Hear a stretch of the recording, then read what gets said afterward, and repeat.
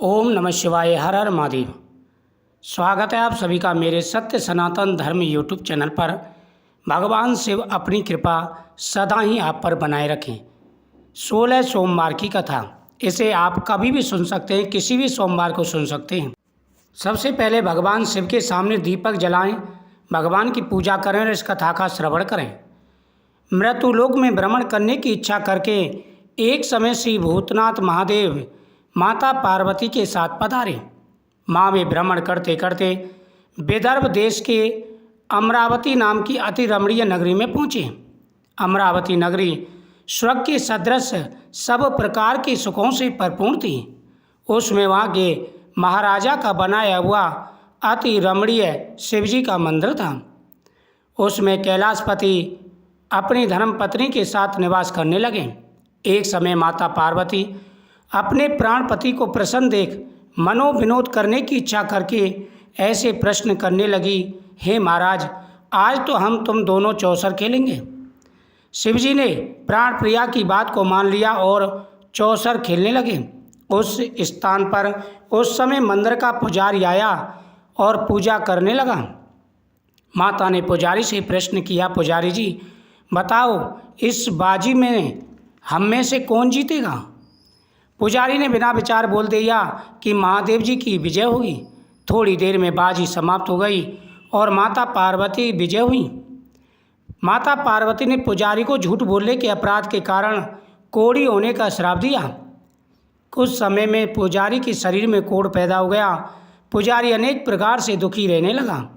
इस तरह के कष्ट पाते पाते जब बहुत दिन हो गए तो देवलोक की अप्सराएं शिवजी की पूजा करने उसी मंदिर में आईं और पुजारी के कोढ़ को देख करके बड़े दया भाव से उससे रोगी होने का कारण पूछा।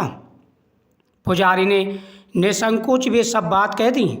तब भी अप्सराएं बोली, हे पुजारी, अब तुम अधिक दुखी मत हो, भगवान शिव जी तुम्हारे कष्ट को दूर कर देंगे। तुम सब व्रतों में श्रेष्ठ जो 16 सोमवार का व्रत है उसको भक्ति के साथ करो। तब पुजारी अप्सराओं के साथ हाथ जोड़कर विनम्र भाव से 16 सोमवार की व्रत विधि पूछने लगे। अप्सराएं बोली कि जिस दिन सोमवार हो उस दिन भक्ति भाव से व्रत करें।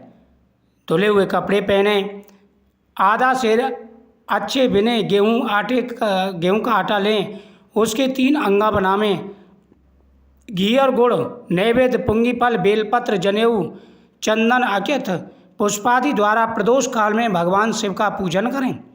तत्पश्चात अंगाओं में से एक शिवजी को अर्पण करें, बाकी 2 शिवजी की प्रसादी समझकर उपस्थित जनों में बांट लें और आप भी प्रसाद ग्रहण करें। 16 सोमवार पूरा होने पर 17वें सोमवार को उद्यापन करें।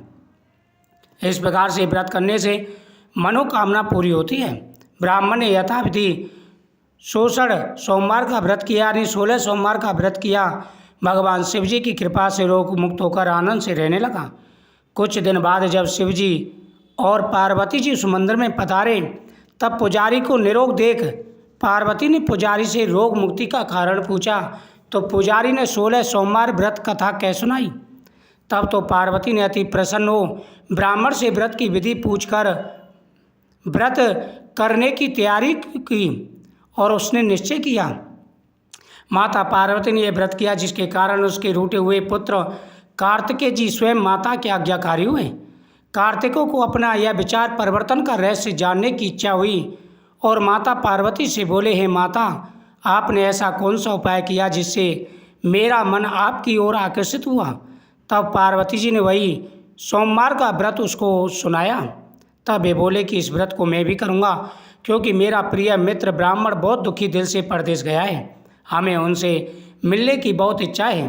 तब कार्तिकेय जी ने इस व्रत को किया और उनका प्रिय मित्र मिल गया। मित्र ने अकस्मात मिलने का भेद कार्तिकेय जी से पूछा और बोले, हे मित्र, हमने तुम्हारे मिलने की इच्छा से 16 सोमवार का व्रत किया था। अब तो ब्राह्मण मित्र को भी अपने विवाह की बड़ी चिंता हुई। कार्तिकेय जी से व्रत की विधि पूछी और यथाविधि व्रत किया। व्रत के प्रभाव से जब वह किसी कार्यवश विदेश गया, वहाँ के राजा की लड़की का स्वयंवर था। राजा ने प्रण किया था कि हथनी जिसको माला पहनाएगी उसी को मैं दामाद बनाऊंगा। तो सभी राजकुमारों को छोड़ करके हथनी ने उस ब्राह्मण को माला पहना दी। ब्राह्मण के साथ राजकुमारी का विवाह धूमधाम से हो गया। विप्र सुंदर कन्या पाकर बहुत ही प्रसन्न हुआ। एक दिन उस राजकन्या ने उस ब्राह्मण से पूछा, हे प्राणनाथ, आपने ऐसा कौन सा पुण्य किया जिसके प्रभाव से हथिनी ने सब राजकुमारों को छोड़कर आपको वरण किया? ब्राह्मण बोला, हे प्राण प्रिय, मैंने अपने मित्र कार्तिकेय के कथन अनुसार 16 सोमवार का व्रत किया, जिसके प्रभाव से मुझे तुम जैसी रूपवान लक्ष्मीवान स्त्री प्राप्त हुई। व्रत की महिमा को सुनकर राजकन्या को बड़ा आश्चर्य हुआ। वह पुत्र की कामना करके व्रत करने लगी। शिवजी की दया से उसके गर्भ से एक सुंदर विद्वान पुत्र हुआ। माता पिता दोनों ने उस पुत्र को पाकर प्रसन्न हुए और उसका पालन भली प्रकार से करने लगे। एक दिन पुत्र ने माता से पूछा, हे माता, आपने ऐसा कौन सा व्रत किया जिसके प्रभाव से मेरे जैसा पुत्र प्राप्त हुआ? उन्होंने सोमवार व्रत की विधि बतलाई तो उसने भी अपने विवाह की इच्छा से वह व्रत किया। वह व्रत उसने प्रारंभ किया, तभी एक राज्य के राजदूतों ने आकर के, वहाँ के सिपाहियों ने आकर के उसे पकड़ लिया और उसे ले गए। ले जाकर के उसे राजा की कन्या का विवाह उसके साथ कर दिया। राजा की कन्या का विवाह उसके साथ हो गया। कुछ समय के बाद राजा की मृत्यु हो गई तो ब्राह्मण पुत्र ही राजगद्दी पर बैठा, क्योंकि राजा के कोई पुत्र नहीं था। एक समय राजा पूजा कर रहा था तो उसने अपने पत्नी से कहा कि तुम शिव की पूजा की सामग्री लेकर के आ जाना, लेकिन रानी ने नहीं सुना और उसने दूतों के हाथों द्वारा सामग्री भिजवा दी, नौकरों के द्वारा सामग्री भिजवा दी।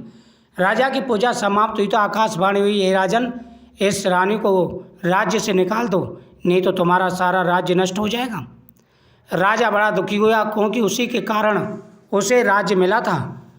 अब राजा ने सभी से विचार विमर्श किया और रानी को वहाँ से निकाल दिया। अब रानी भटकती हुई जंगल में फिरने लगी। जहाँ भी जाती वहाँ उसे दुखी दुख मिलते। पेड़ के नीचे बैठती तो पत्ते गिर जाते, पानी पीती तो उसमें कीड़े पड़ जाते। तभी वहाँ के गोसाई ने उससे पूछा कि बेटी, तुमने ऐसा कौन सा पाप किया है?